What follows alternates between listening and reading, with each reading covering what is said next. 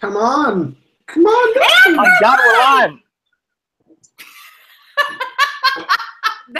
It goes faster. I swear it used to take like a minute. I'd hit the button, we'd have time, but not tonight.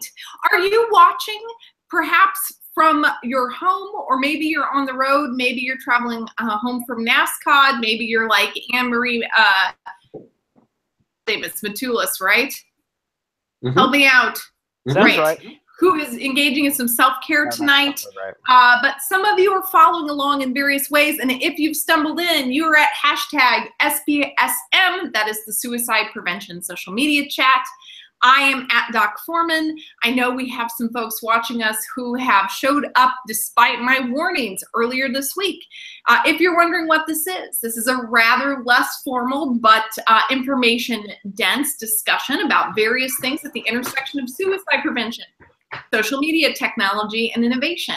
And I'm very excited about tonight's guest because I have, I think, butchered virtually every biographical detail about him during the introduction, like I do.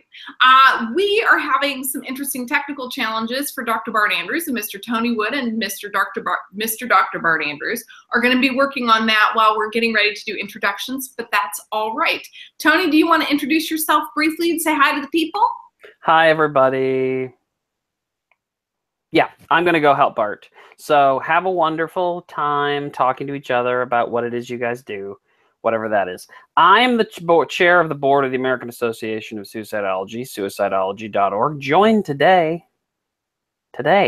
You could also donate your data at ourdatahelps.org for suicide prevention and mental health research and all kinds of cool stuff for computational linguists to dig around and find new things. ourdatahelps.org. What else we got here? I'm also the COO of a company called Quantify, QNTFY. Our Data Helps is a project that we did with the American Association of Suicidology and a whole bunch of other folks, including the Chris Maxwell and the April Foreman and others too. So welcome to the show. Beau Pinkham is the best. He's the best guest we may have ever. Well, he's pretty great.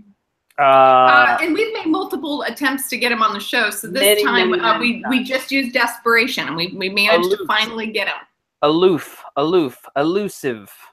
He's like the Bruce Wayne of suicide prevention. Yes. The Tony Stark of suicide prevention, Beau Pinkham. Yeah, both of those. Go ahead and drop off and go help Bart get on. We are so grateful to have our wonderful IT production crew in-house, and sometimes there are technical glitches, but you know that just never stops us. So let me introduce another member of our production team, Mr. Chris Maxwell. Chris, say hi to the people. Hey, everybody. Two things really quick. I feel like Tony was being sarcastic when he said have fun. And secondly, and I found this out. I've known Beau for a while, and I found this out over the course of the last several months. The only way that you can get Beau to do anything for you is to buy him a craft root beer. And for when it's, you know, Christmas, birthday time, if you need him to send you something that you asked him to write a while ago. They made craft root beers in my town growing up. I will send him craft root beer from my hometown. Have you had Lost Trail root beer, Beau Pinkham? No, I want it right now. I would also like to point out Chris never actually bought me anything. No, I haven't. You haven't? Nope. So you just lied to the 4 or 5 people who are still here, and that's We max out at 10, Beau. Okay, so anyway, I'm Chris Maxwell. I work for the largest national suicide prevention hotline in the country. I also co-chair the Strategic Media Response Task Force for the American Association of Suicidology. And having Beau present at the National Crisis Center conference this last week, and seeing what he was doing in terms of blowing people's minds was the impetus for this whole thing. Like, I really think, you know, that this is some really important information. Exactly, Beau. And so I'm happy to have him here, and this is going to be great. Let me do a little brief introduction about Beau Pinkham. I want to talk about my first experience with Beau Pinkham in the sex pit. We were at It's true. So a couple of years ago, there was a bangin' SPSM party. We have those. They sort of happen, and there was an Airbnb, and they had some Phrasing. There, what? And say bangin' party. She already said sex pit. Now you're going to get on her for banging? Come the hell on, Chris. Totally, right? So I'm glad we didn't have a black light, but there was some sort of weird, at this Airbnb, some sort of weird, like, curtained off, like, pillows, or probably crusted in various fluids, and was having lovely conversations, and Beau's like, I'm Beau Pinkham, and this SPS thing is great, and you should do some shows on gaming and all this cool stuff. I'm like, Beau, that's awesome. And of course, put him immediately, he's been on my production list since that night. I was a little tipsy. I've seen the pictures, but I have the card. I've got my my production tablet, where we then proceeded to try to see if he was free. I think several points, and couldn't ever seem to like make the scheduling happen. In the meantime, Beau's like, meh, SPSM is small potatoes. I'm just gonna go start on South by Southwest. That was thanks to Chris and Desiree Stage, by the way. I basically just latched onto them like a leech, and then sucked away all their awesome. At the Bangin' Pillow Pit sex den party? Yeah, no, I mean, well, yeah, I mean, that was the impetus. That's where I originally got my lips on them, and then just never let go. This is, for those of you watching for the first time, I told you, Muppet Show of Suicide Prevention. Sort of half true. But one of the things that has been really great about Beau is in the intervening time between the Pillow Pit party and now, you've had several just patients so good that people are talking about them after the fact. And we were so excited that you could be with us tonight, because we're going to talk about something that is, technologically speaking, not that controversial, but is sort of at the heart of suicide, social media, and technology sorts of fears or anxieties. Largely among people have to think about things like standards, practices, liability, ethics, and what do you do? And my understanding, Beau, is that you did an amazing job, that you totally crushed it at NASCOD this week. And of course, it got back to me, and a lot of people said, and we really do want to talk about this issue. So without any further ado, Beau Pinkham. He's not on the NASCOD board. I can't speak, and he's not a Kansan. Beau, tell the people who you are. Hi, I'm Beau Pinkham. I'm in no way associated with NASCOD, and I'm not from Kansas. Back to you. Tell us. I'm terrible. I'm the Director of Crisis Intervention Services at the Crisis Center of Johnson County in Iowa, which is a state close to Kansas, but you'll know that it's different from Kansas because we're actually important every 4 years. Oh! And take that, Kansas. That's like beating up on a cripple. That makes no sense. But whatever. You're not wrong. You're not wrong. I'm never You're just wrong. an asshole. Well, I love my home state. Anyway, so I am on the board of Contact USA, an accrediting body for crisis centers around the country, and also the co-host / organizer of the Crisis Centers Conference that we just finished up last week.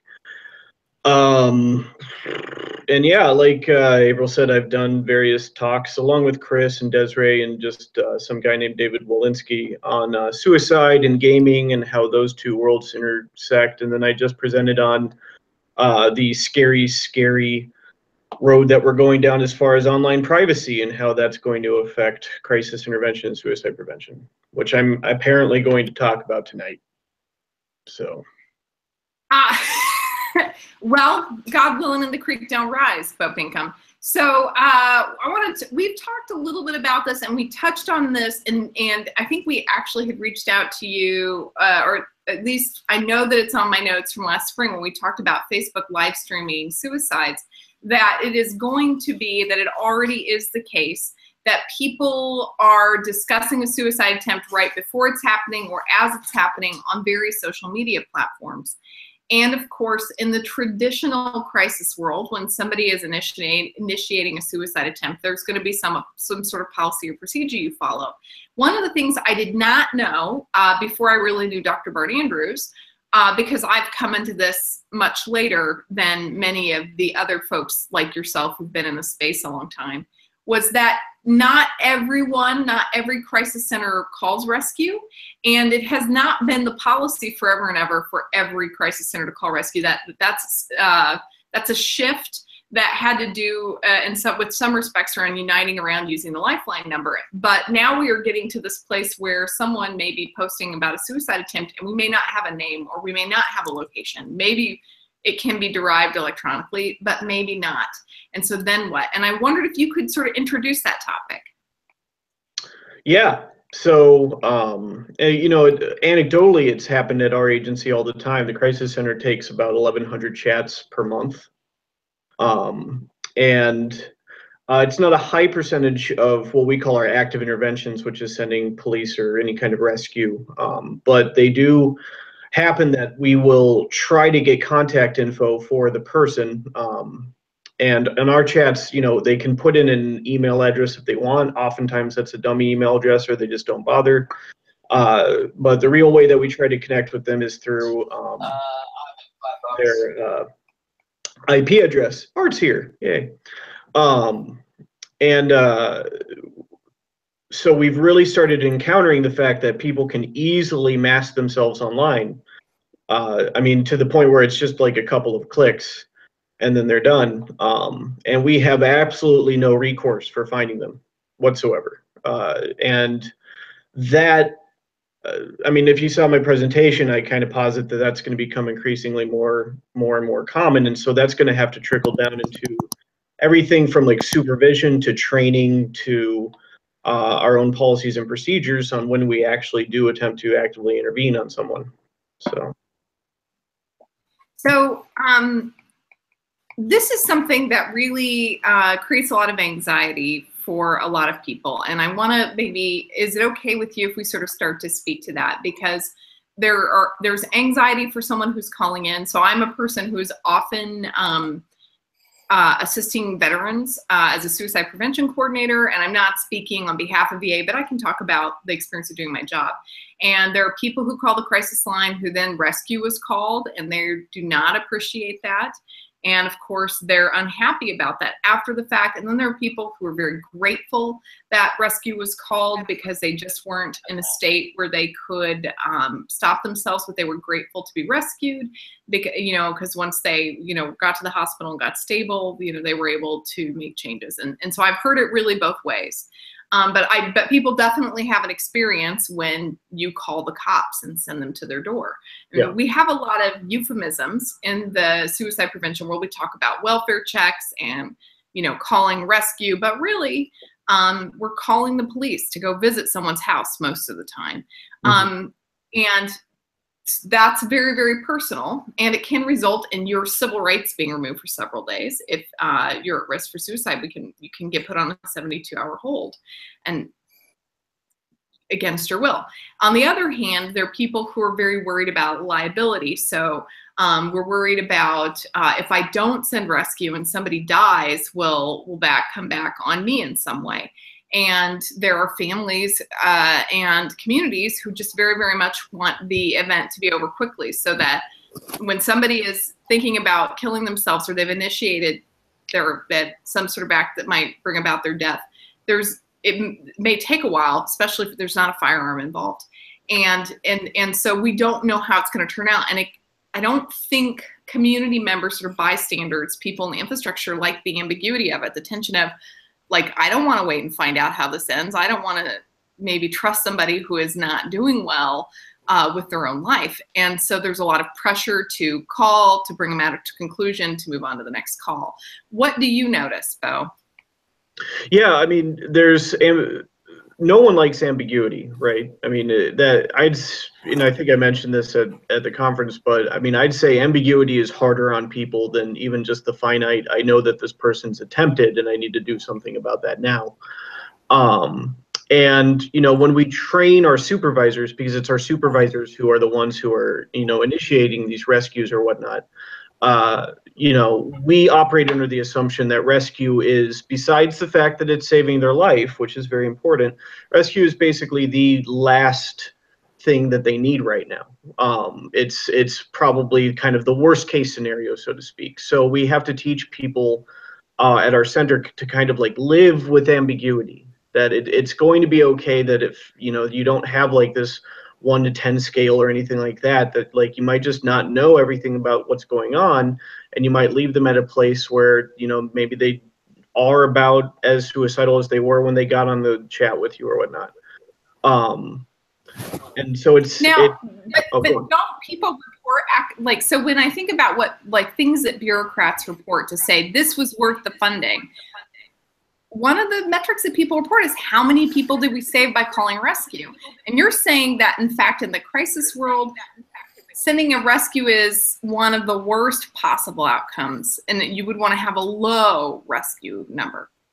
I mean, generally, because you want an ability to track how many people that you've reduced their risk just by using your service, right? I mean, that's what we're trying to go for here, and that's why you have to allow chatters as much time as they want, and that's kind of the issue with chat, is it can just take forever. And as much as we don't like to admit it, in the crisis world, we're not really equipped for 3 to 4 hour contacts unless it's mobile crisis, and even then, I mean, you get into funding issues and just how expensive that is, and if you don't have a good provider in your area, if you don't have multiple funders, then what are you going to do? Just like reduce the service, and then you kind of fall into the trap of, well, then you get a bunch of bad media. So it's kind of like a lose-lose situation. So thankfully, chat doesn't go quite as long as mobile crisis, but it definitely goes quite a bit, and we have to allow for that. And so we have to put procedures in place for our volunteers to be like, hey, if we need you to be able to finish this chat, if it's going to go on for another 2 hours, but that's what it takes to get the client safe without rescue, which is ultimately the best thing for the client. Then we'll have to see what we can do. And, so our center allows people to we can allow supervisors to take over chats from the volunteers and such like that. I know not every center does that. And, I respect all centers. Every center is unique. And I think that's kind of one of the strengths of the crisis world, actually, is that every center kind of brings its own strengths to things. But when you're doing about 1,100 chats per month, you generally have to be able to do kind of these warm hands-offs in your center or whatnot. So that's one of the ways that we deal with, the ambiguity and the time frame. But it's tough. It's really tough. But I mean, what you're telling me is that, and we know this from the crisis world, that slowing down, taking your time, often much better results, helping a person de-escalate and think things through.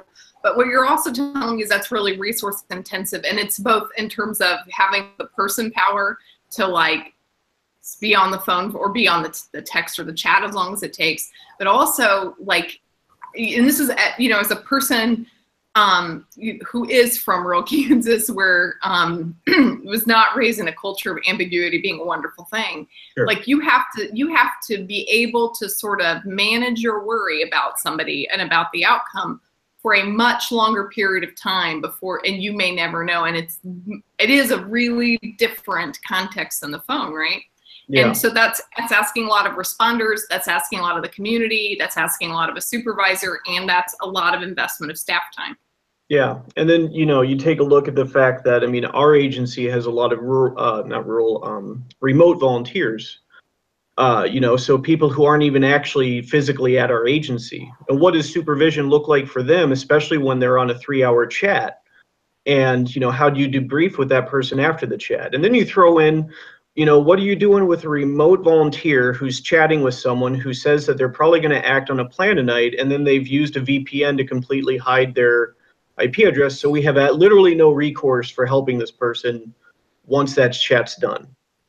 And we're seeing that more and more often, and I don't have stats in front of me, but anecdotally, it's certainly happened with our agency probably more than once a month now.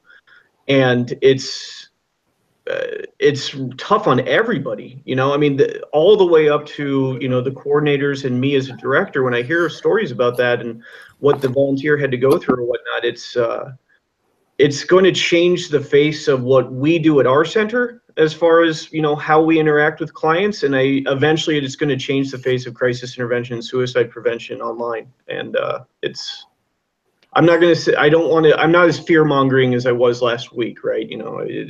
I did that because I really like attention, and it got me a lot of attention, which is just fantastic. But before we get too far away from it, I have a question for you, Beau. Sure.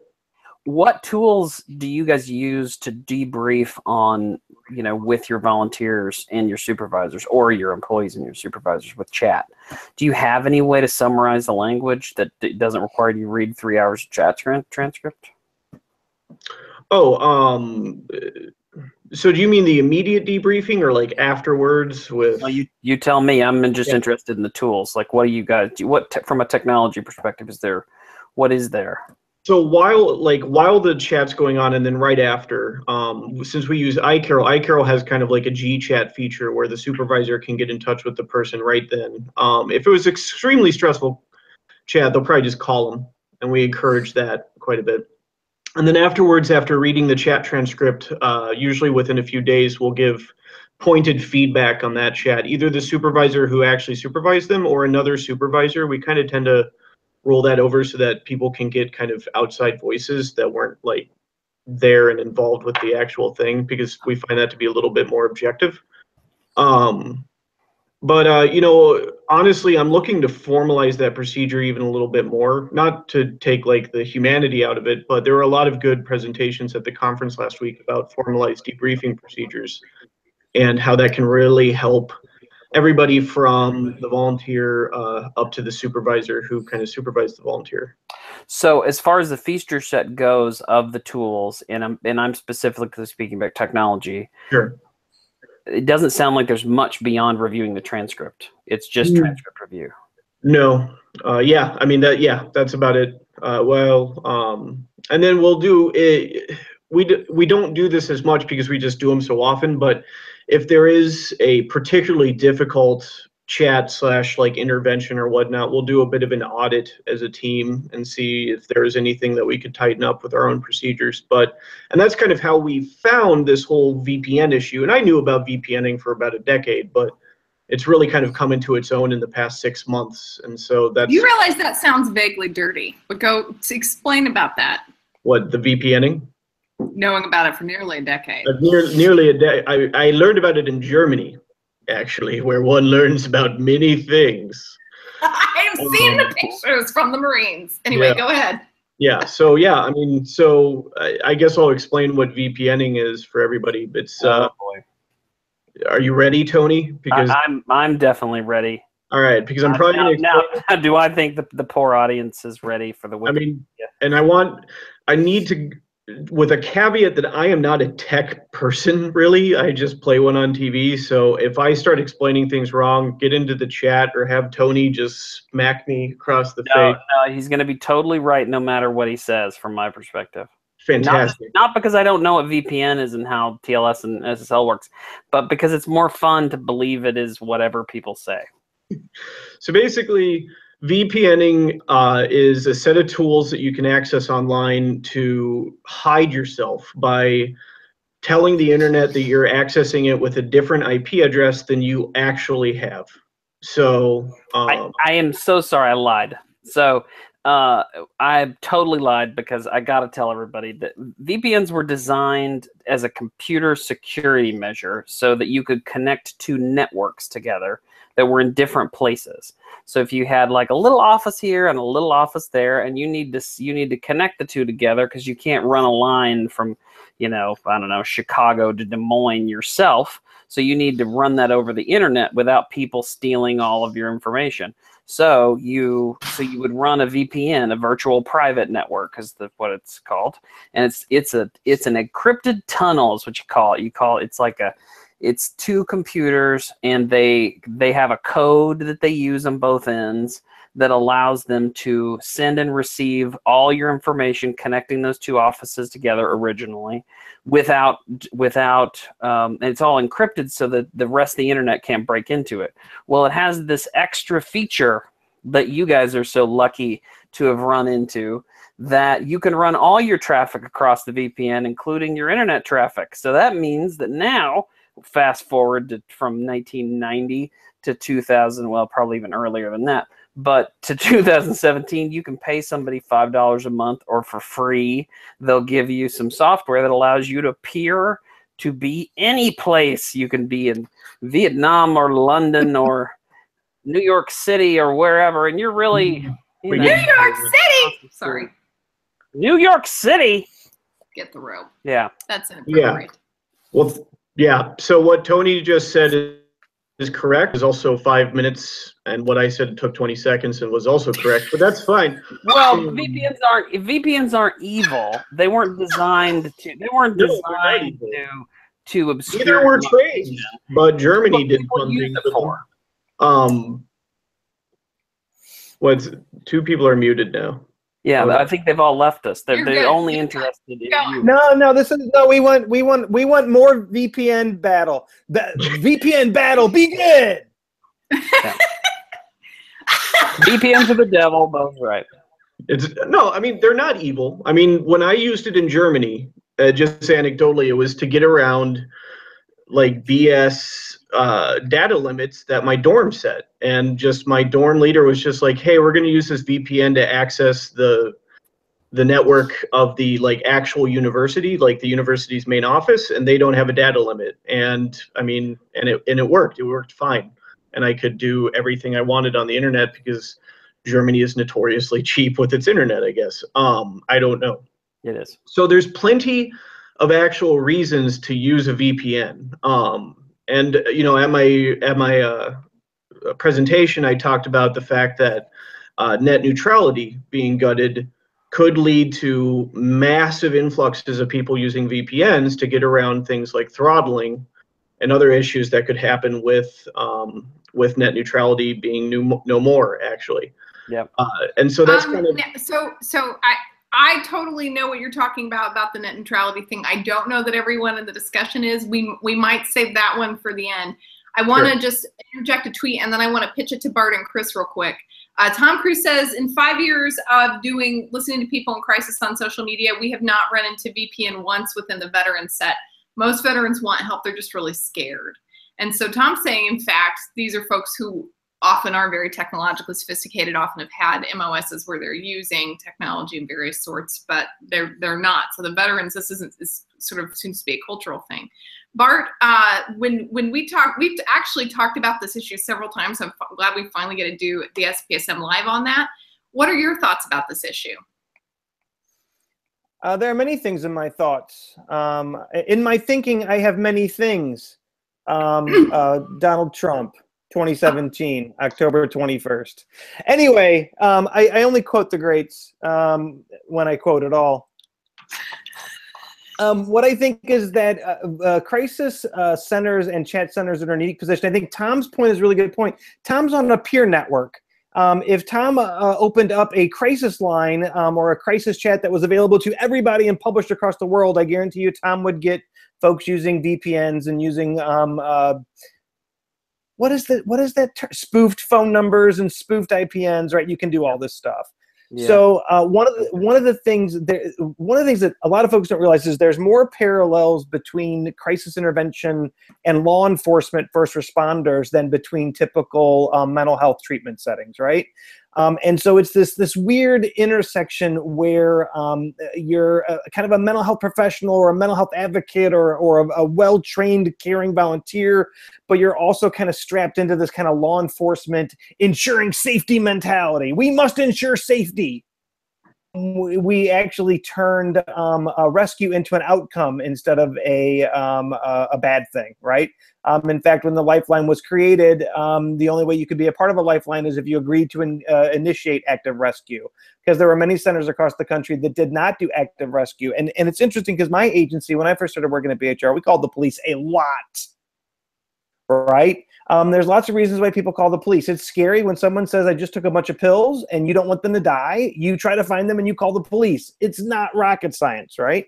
But I will tell you that, and actually looking at data both from the Lifeline and other call center data, the number of actual attempts in progress, it's a pretty low frequency. It's not uncommon. You're going to probably have, at a big call center like BHR, we're going to have probably 1 or 2 of those a day. But we're talking about thousands and thousands of calls a day, right? Of police calls. The bulk of police calls are situations where the clinician is trying to ensure the person's safe and the person is not saying the magic words or something along the lines of, yes, I promise I won't kill myself or I'm going to be fine. and then the police are dispatched. And this happens a lot. We've got no evidence of any kind that dispatching the police in those situations is life-saving, that it's suicide preventive. There are lots of folks that would like to believe that. I've got no evidence for that of any kind. I would suggest that, in fact, that might be, in the larger scheme of things, create more risk than it reduces, in my opinion. But we have liability, right? So I'll never forget. We had a case at BHR years ago where a person said, if you call the police on me, I'm definitely going to try to kill myself. So we didn't call the police on them, and then we got in trouble because we didn't call the police on them. It's like, come on, make up your mind. It's like division of child. It's like child abuse reporting. You can report anything for child abuse. And the only way you can really get in trouble is not reporting something that then turns out later down the road was child abuse. So you're in this default setting where risk aversion is the preferred choice. It solves lots of problems. The other thing, and Beau hit on this is the God honest truth. It's quicker to send the police than to do good crisis intervention. And we really have been very diligent at BHR. A couple of years ago, we really started working on monitoring every single police call and trying to get our numbers down. And we brought our police call numbers down about 15-20% through doing that, right? But what you'll see is that people will be calling the police within 5 minutes of the phone call, and there's no suicide attempt in progress. Well, what? Why? Right? Here's the classic example, and this is the one that separates the more mature crisis intervention folks and the folks that really do believe in crisis intervention, and the group of folks that believe crisis intervention's primary role is to get the police out there as soon as possible. And let me tell you, there's a lot of folks out there that really do believe if someone is thinking about suicide, like say they've got a gun to their head, well, you got to get the police out there. The police cannot make that person any safer than you can. Right? There's no police response that can get there in time if that person is going to pull the trigger. If the police do get on scene, the person can still pull the trigger when the police are on scene. There's no police response that stops that person from pulling the trigger. So, Bart, I have a question for you. Yeah, what's your question? If there are no facts, what is driving this behavior? It's two things. One is emotional liability, and the second is legal liability. So right? Where does the legal liability come from? The legal liability comes out of the mental. It comes out of case law, and it comes out of psychologists and therapists and hospitals and clinics being successfully sued because someone talked about suicide. They ended up dying of suicide, and then in a post hoc analysis, the decision was made that you didn't do enough. So here's the one thing: the calling the police is the end all be all. That's it. You can't do anything more than that in terms of keeping someone safe from themselves, locating them and getting the police on scene. That is there's no other more aggressive measure that you have available to you. Right? So here's the way. If you call the police, you think the person's at risk of suicide, you call the police and the police take the person to the hospital and the hospital discharges them and the person then dies of suicide, that's not going to come back on you. You're not going to lose that lawsuit. That's going nowhere, right? So and we've reinforced this behavior because we've got the mistaken notion that in fact the police is in fact the best thing that you can do. In fact, you'll see there's still lots of suicide campaigns out there that say, hey, if you know somebody's thinking about killing themselves, call 911, call the police. There's still lots of therapists that have that on their answering machine. So that's the best thing for the services to do. Because it protects you 100%. It's 100% effective against illegal liability. So it's one of those things liability that it protects you, but it is not in the best, often not in the best interest, and it is not the best practice. So well, clearly, but he just outlined that, April. Yeah, so the issue is that you have to make this decision about, do I do what I know is the most effective, compassionate practice that protects the confidentiality and the dignity of the person that I'm helping, or do I just cover my ass and say next? Right. And You could, but Tony, you could get sued for sending the police when it wasn't warranted. It's a much lower. First of all, it's a much lower liability risk. The damage, because what are the damages, right? And so there is a little bit of risk for crisis lines. I think that risk is very low. I think for an outpatient clinician that's working with somebody that knows them really well, jumping the gun and calling the police that resulted in some damage to that person, damage in reputation, loss of job, those sorts of things. They've got a little bit of risk there. So it's not risk free, but the risk is much lower. And as an attorney psychologist / ethicist, one of the questions he asks is, when you're making a tough decision, ask yourself, which lawsuit do you want to live with?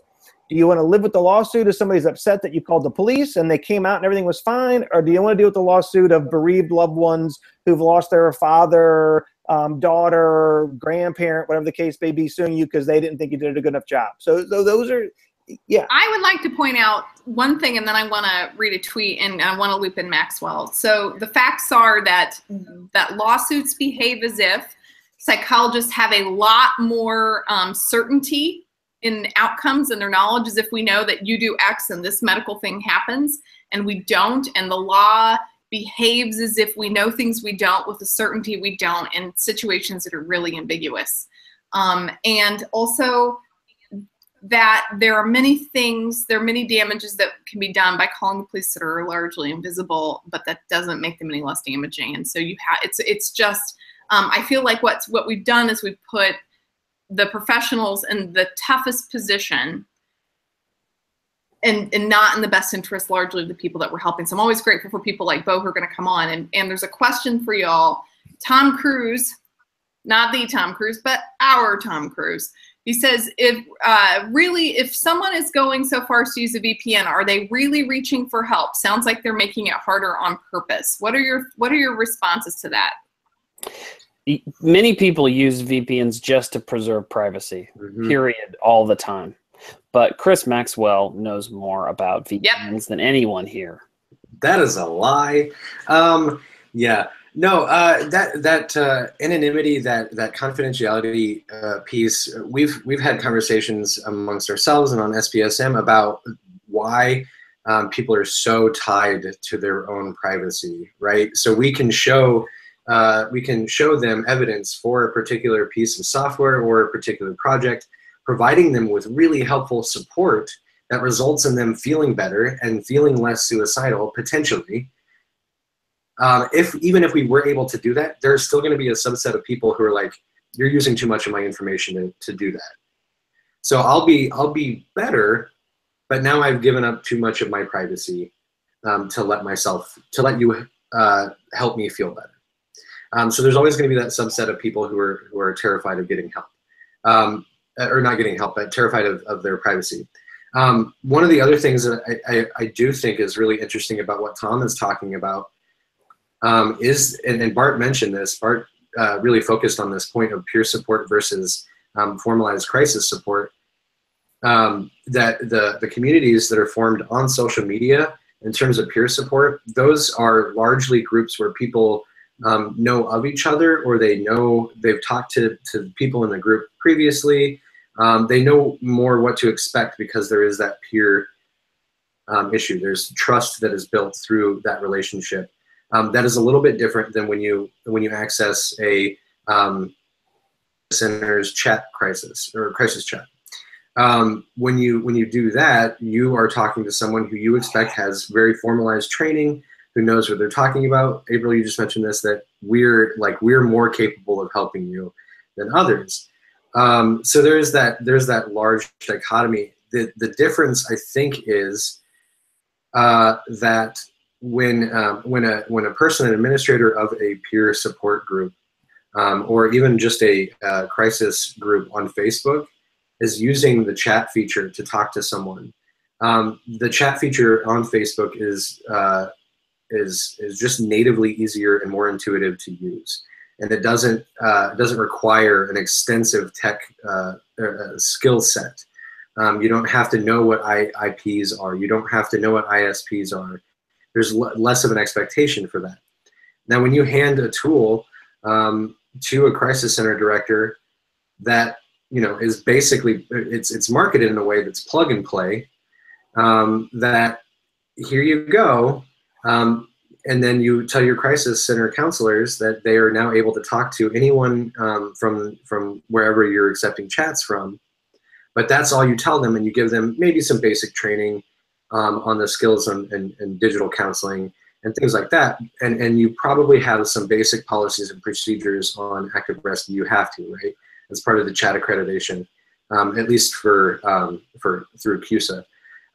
But you don't have necessarily the same expectation that that crisis center director, whoever is providing that training, has that technological skill set. So they may not have a clue what ISPs are. They may not know what IP addresses are. And so when you start feeding this information to them about how to initiate an active rescue using these tools, they're like, okay, well, we'll get to that bridge when we come to it. Or we'll cross that bridge when we come to it, right? It's not as much forethought. I think there's a basic communication deficit that's happening with a lot of our crisis services, that we're providing them with tools that they think are just going to work, when in reality there are a lot of ways to get around the different features of the software that we're providing or the tools that we're giving them. So how do you combat that? Like, how do you make sure that they understand the implications like this? I mean, it's so interesting, Beau, to see you talk about some of these things with a group full of people who are potentially providing crisis chat, and they've never heard of a VPN, and they've not really understood why when they provided an IP address to a law enforcement officer, why they called them from a field saying, well, this is where the tower is located. Having that basic understanding of how this technology works and how the infrastructure works is super important. So how do we combat, like, how do we, it's easy to communicate these things as it is to basically run a peer support. And I'm not at all saying it's easier at all to run a peer support service, but in terms of technology and knowledge of those services. Yeah, I have a question about boundaries. Where do you guys draw boundaries between around me, counselor, like my no square, and being IT administrators? So, like, and we can use the old technology. So phone systems are complicated. So where do you say, nope, that's not a counselor's problem to understand how my branch exchange works? They really need to know how to provide counseling. It's going to, and Beau, you can probably say a lot more about this, but it's really going to depend on the specific training and information that you provide at your crisis center to the counselors, because there's no universal training for something like this.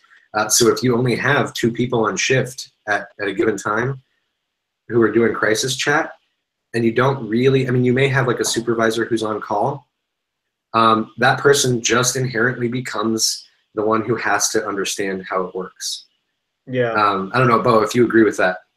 I mean, yeah, I do. You know, and my center is really lucky, right? And I say that all the time, is we're really lucky to have enough, you know, different funding streams so that we can fund on-site supervisors who, you know, if there's ever the case of like, you know, I don't know if we need to send active rescue or not around this person, but maybe we need to start looking into it just in case. It can be escalated from the direct service worker to the on-site supervisor, and it's the on-site supervisor who's not on a call or chat at the time. Usually, it doesn't always work that way, but sometimes, most of the time, they can start kind of doing these more tech aspects.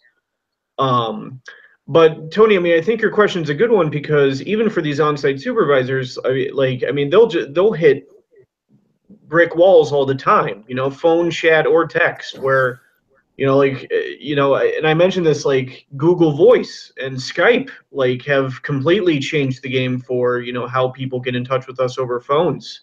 Yeah. Thankfully, and this is going to sound weird, but thankfully most of them are prankers these days still. And I'd rather have prankers than someone who are actually going to make an attempt on their life. But that's its own can of worms. That's you know, causes burnout in volunteers and staff as well.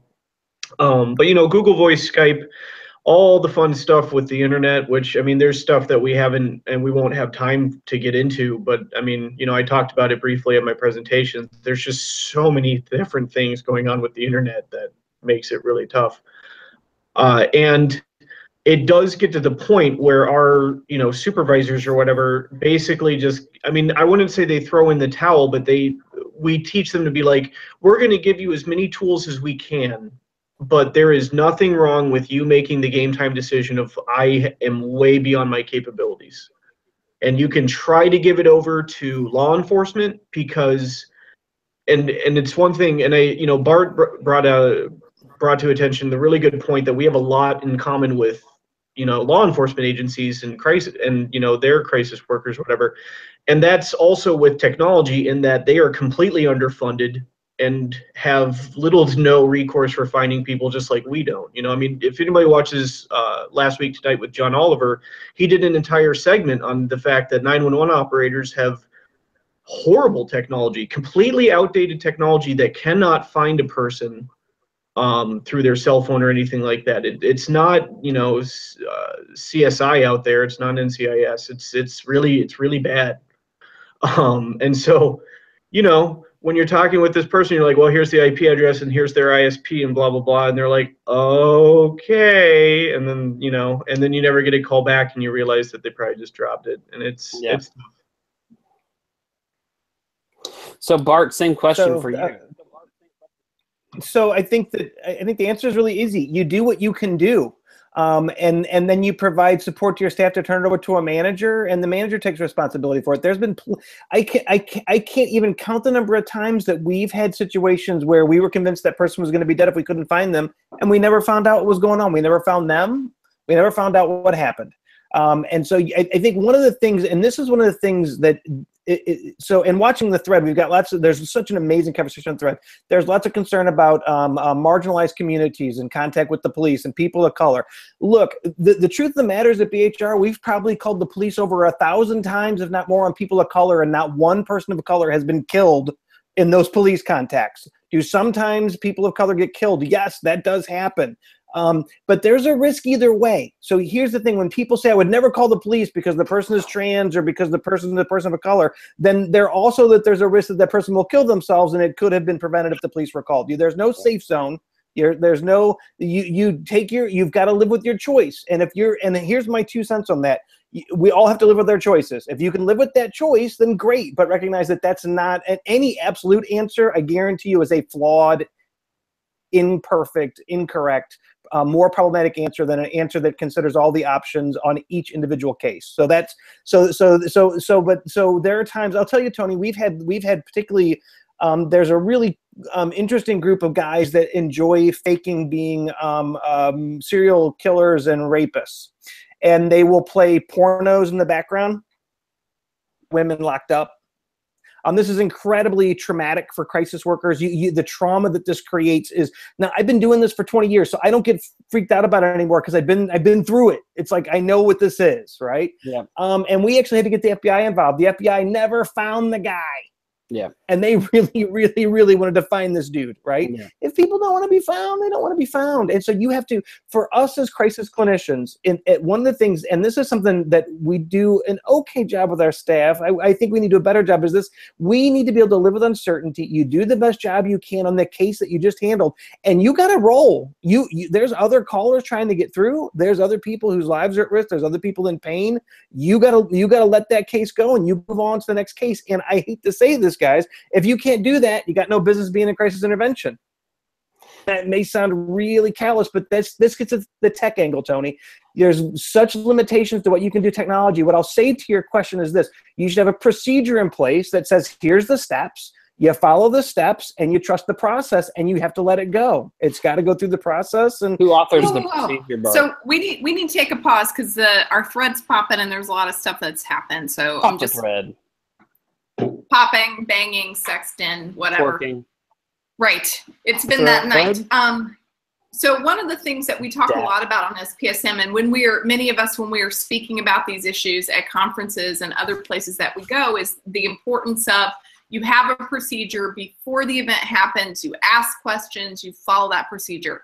what Beau and Tony were talking about today, what Bart's talking about, what Chris is talking about, is the importance of sort of doing your homework ahead of time, consulting, and sort of standardizing what you do. And I'm going to say not only that, like sort of internally, but I'm going to use an Amelia Leto line, which is that we're responsible to the people we help, not for them. So a lot of this anxiety of how do I keep them from killing themselves, not how do I give them good service, make sure they're informed about their choices, informed about what our policies and practices are, and that I sort of let them know. Desiree Stage is like, well, and when I'm in crisis, I don't want this to happen, but I know that Desiree Stage is really clear about how she does want a crisis to be handled. When we talk to folks about safety planning, we're like, so what, or doing an advanced directive, we're saying, so how do you want this to be handled? You should know that when you call, this is what could happen. How do you want that to go down? What could you do instead? That's what we're talking about. We're talking about standardized policy procedures and then informing people who are using the services what your policies are, right? I think you should punch the Amelia button one more time because I think it's worth repeating. We are responsible to and not for the people we serve. Yeah. That we are not responsible for their self-injury or for their suicide, but we are responsible for providing excellent care, not for ensuring that they don't do something or that they do something that everyone else would prefer. So my follow-up, that's absolutely true, is if you could change the law tomorrow, would you, Beau Pinkham? What law? What law related to the live rescue law? You know, if it was if live rescues did not wipe away virtually all the liability, and it were not so basically subsidized by the federal government and the state and federal government, because that's what federal law is. It's not a federal law. It's law. It's not even state law. There's no. So that's the law. I think the first one was Wisconsin. You told me it was a law, Bart. You just lied to my face. I said that procedurally you had to agree to do rescue to be a Lifeline member. So, but it's not a law. But no. You told me the case law established a liability for case law is civil. Case law is civil and not a hard line in the sand. So case law basically says what was the clinician negligent. Whoa. Someone said we should get Skip Simpson and talk about the law. Why don't we have one about He's the a litigator. We're going to need to get somebody that does. I mean, Skip might do it, but you're Beau Pinkham. Yeah. Weigh in. Invited guest. On the law? Yeah. I am the law. Change the law. No. Change the law, says Bart. So again, trying to parse your question, if we could just wipe out that law and all crisis centers could revert to we don't have to send rescue at all.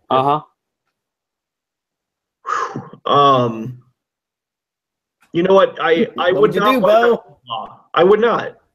You would not change the law. You'd keep it.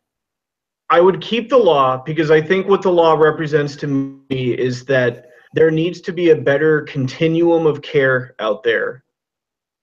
And that we as crisis centers are kind of, I always call us the EMTs of mental health, right? We're going to be right there on the scene, you know, dealing with this person and trying to do whatever we can. And right now, in a lot of communities, like we're it. You know, and if we can't do something, then we have to take it to law enforcement, who are our buddies, and we all love law enforcement. I'm hoping some of them are watching now. Yes. But they're not equipped for this. And you can do as much CIT as you want and all that fun stuff, but there needs to be better mental health services in every community, starting with crisis and then building its way up. And Sally Spencer Thomas is commenting on that, you know, and also saying, you know, this is not law enforcement's strength. We're really putting on law enforcement to do mental health care with more expert training than most licensed mental health providers. Did you change the law or not, April? I say that the sort of it's a bad question. Dodge. Chris, change the law or not?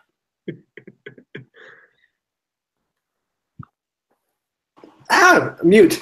The hypothetical non-existent law, that's the one we're talking about? Yes. Will you change it? No, I'd leave it. Yeah. I think I'm of the mindset that in certain circumstances, having these kind of concrete, hard-written regulations are important, and you can work within them based on individual needs and the nuances of the person at risk to make sure that they receive the most appropriate care. But I think having that set in stone and creating some level of accountability for everybody would be super helpful.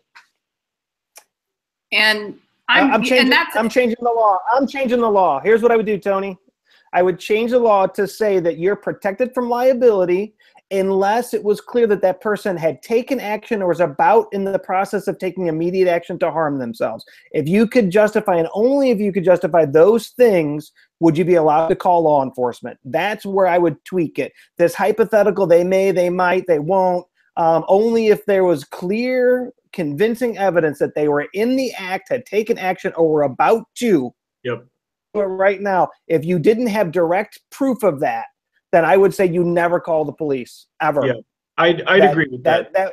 That would be, because I think that's about as close as we're going to get to the best of both worlds, because we have been involved in cases where the police, people of color, women, people who are transgender, who have been in the process of dying, and the police have saved their lives. So I'm not going to tell you that that never works, because it saves people's lives, and officers do amazing work.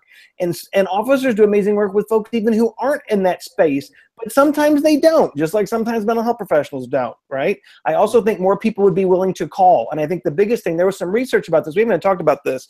And there was research, and this was when the crisis lines first came out. There is a prevailing belief among researchers that the people calling crisis lines and the people actually killing themselves, the overlap between those two populations ain't as thick as we'd like that overlap to be, ladies and gentlemen. Why is that? And my theory on that is that people are afraid that they're going to get the police called them or get involuntarily detained. And particularly when we're talking about white men, rural white men, their concern about legal involvement is keeping them from reaching out and getting help. I think we'd save more lives if you took that fear off of them. That's my belief, but. That's very interesting, Beau. Can I piggyback off what he said? Sure. Yes, but then it's final thoughts. Okay. I told you the hour is like. You know, like, and just coming back to like everything that we've talked about, like just the issue of time, and again, this is really tough for a lot of crisis centers. It's tough for our crisis centers sometimes too. You know, any crisis center, but just the last criteria that we tell our supervisors is the criteria that, like, once you cross this, then you should probably initiate active intervention of some kind, is, are they still talking with us? Because if they're still engaging with us in any way, and we know that they haven't made an attempt already, then, you know, and can I swear? Am I okay to swear? Yes. You're good. Yeah. It's a late night Muppet show. You do you. To quote the Big Lebowski, nothing's fucked here, dude. Nothing's fucked here. You can keep going. Give them another 2 hours. What do you care? You know, this is crisis. We'll figure it out.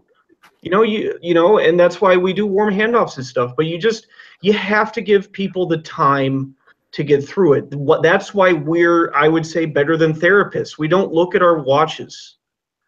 We give them the time to work through things. And if that's a 6-hour chat, and just saying that out loud makes it sound horrible to me, but if that's what they need, that's what we'll give them. And so long as we don't have to send rescue, that is a success on our side. And Beau, there are lines of thought that say having a certain period of time to provide a person who's at risk is more effective. And I don't have a number on that, but I'm telling you that those people exist.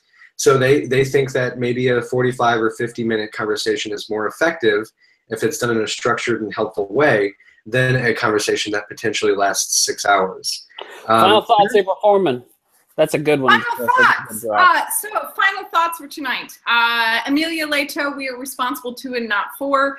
At VA, when we have an event where someone dies, or there is a sentinel event right after contact with staff, we do peer reviews. You were asking about the law. I don't know that the law is as important to me as that there are standards and practices, and when there are events that we do, that there's a peer review of those. That's much like Beau said, that's probably much more important than figuring out whether or not you're going to get sued. And a standard peer review would go a long way towards that, I think. Bart Andrews, final thoughts. Final thoughts is I think this is an incredibly important conversation. Beau brought some real wisdom to this conversation. His discussion at the crisis conference was phenomenal, and he really got folks thinking about it. And I think one of the things Beau's talking about that's important is you should have a procedure. You should know what you know. You should know what your steps are, and these are uncertain things. Create as much certainty as you can. Create a structure that will solve a lot of the problem, right? There's no 100% perfect way to locate people. There's no 100% perfect response to imminent risk and how you go about assuring that someone's safe. But have a policy that does the best job it can so that you create stability and structure for your staff. That's really important, and Beau did a really nice job helping folks do that. Final thoughts, Beau Pinkham.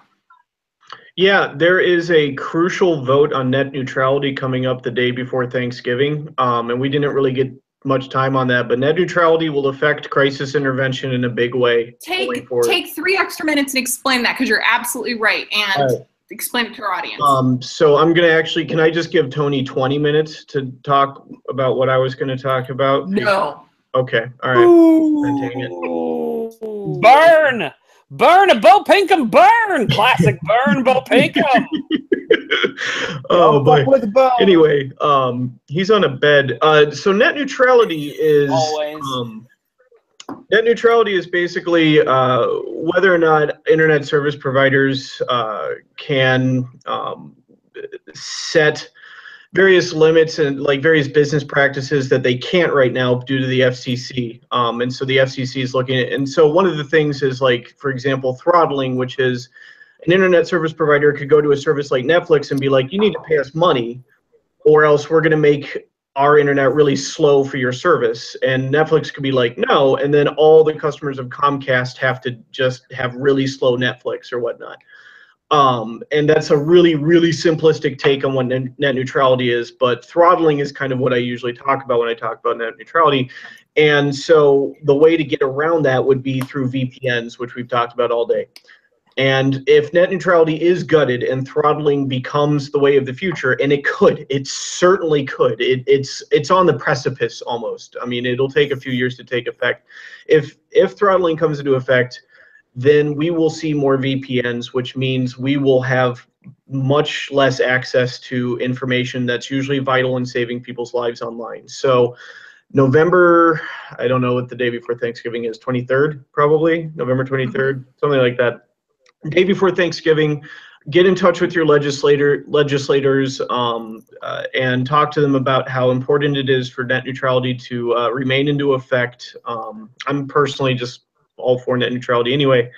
And yeah, there you go. That's a very fair explanation. You can visit EFF.org to learn a lot more about net neutrality and why it's important. I'm a strong proponent of it, but it means more privacy for more people, so it complicates your work in crisis. April Foreman. But remember, when you vote to maintain net neutrality, what that means is that there will be many people that will be more easy to locate, that they won't be using these VPNs to go to other countries to deal with us. Well, when you vote for net neutrality, you vote for a free and open internet, and that means more connectivity for more people and more help for more people. That doesn't necessarily mean you know exactly where they are, but it means you could reach them, and you can't. And if net neutrality goes away, then we end up with a more expensive, slower, very corporatized internet, and it's nothing anybody here wants. Okay, so what you guys are telling me is we have to do an SPSM on net neutrality. Probably a good idea, yeah. Yeah, probably that would be good. So final thoughts. Ooh. Guess what's going to be coming up on SPSM in an upcoming are you available next weekend? Jeez. Yeah. Beau's managed to duck us for 2 years, but not anymore. I tend my Sunday evenings to spend time with family and loved ones, but no, I can join you four in this. And whatever this is, every week. Reasonable, bro. I'm glad you know got clarity. You know what I just realized what we finally did, April. You know what we finally did for SPSM? We put a bow on SPSM. We put a bow on it. Oh, that was a fine put a bow on it.